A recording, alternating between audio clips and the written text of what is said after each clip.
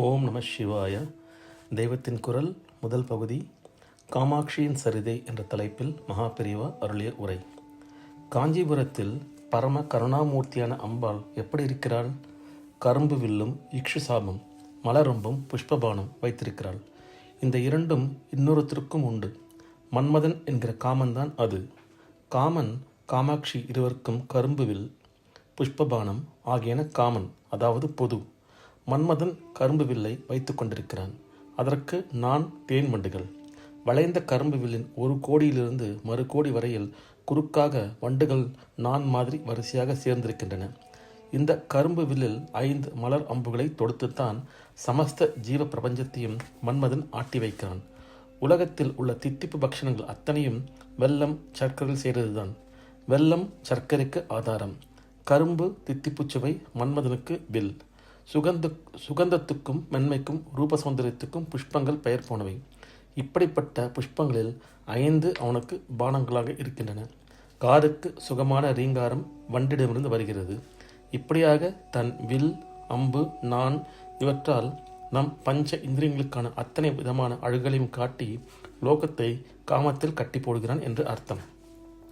அம்பாள்தான் அவனுக்கு இப்படி இரும்பு வில்லுக்கும் பானத்துக்கும் பதிலாக கரும்பு வில்லையும் புஷ்ப பானங்களையும் தந்து எல்லா உயிரினங்களையும் கவர்ந்து இழுத்து ஆட்டி வைக்கிற சக்தியை அனுகிரகித்திருக்கிறாள்.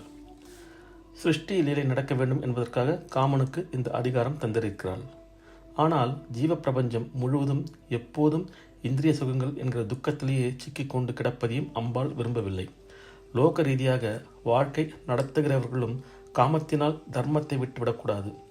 அர்த்த காமங்களையும் கூட பொருள் ஈட்டுதலையும் ஆசைகளையும் அனுபவிப்பதையும் தர்மத்துடனேயே இணைந்து ஒழுங்கோடு வாழ வேண்டும்.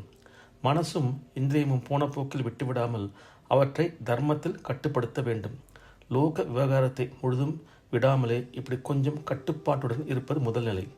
அப்புறம் மனசு, இந்திரியம் இவை கொஞ்சம் கூட சலனமே இல்லாமல் இருக்கிற ஞான நிலை சித்திக்கும். அந்த நிலை வந்துவிட்டால் அப்புறம் ஜன்மமே இல்லை. சிருஷ்டி லீலைக்கு சகாயம் செய்கிற மன்மதனுக்கு இங்கு வேலையே இல்லை. மன்மதனுக்கு காமத்தை உண்டாக்குகிற சக்தியை தந்த அம்பாளேதான் காம விகாரத்தை கட்டுப்படுத்த தர்மத்தை முடிவாக அவளுடைய சிருஷ்டி லீலையிலிருந்து விடுபடுகிற ஞான நிலையான மோட்சத்தையும் ஏற்படுத்தியிருக்கிறாள்.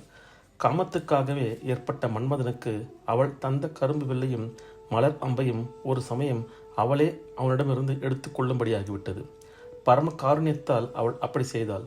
வெளி இணைப்பே இல்லாத பிரம்மஸ்வரூபம் லோகத்திடம் கருணை கொண்டு கடாட்சிக்க வேண்டும், லோகத்துக்கு தர்மத்தையும் ஞானத்தையும் அனுகிரகிக்க வேண்டும் என்றே அம்பாள் காமனுக்கு தந்த தனுசியும் பானங்களையும் எடுத்துக்கொண்டு காமாட்சியானாள். அது பரமேஸ்வரன் தட்சிணாமூர்த்தியாக அமர்ந்துவிட்ட சந்தர்ப்பம். ஒரே ஞானமயமான மூர்த்தியாக பரம சாந்த ஸ்வரூபமாக நிశ్చலனமாக உட்கார்ந்து விட்டார் தட்சிணாமூர்த்தி. எல்லாம் ஒன்றாக இருக்கிற அத்வைத வடிவமாக அவர் இருக்கிறார். ஆனால் அவர் இப்படி ஞான சுரூபமாய் பர தத்துவமாய் இருந்தால் ஜீவராசிகள் என்ன ஆவது? ஜீவராசிகளை கை தூக்கி விடுவது யார்? இந்த ஞானஸ்வரூபி கருணை கடலாகி எல்லோரையும் கடாட்சிக்க வேண்டும் என்று ஜெகன்மார திருவுள்ளம் கொண்டாள். இவள் தன் கடாட்சத்தாலேயே சர்வலோகத்தையும் ரட்சித்து விடலாம் தான்.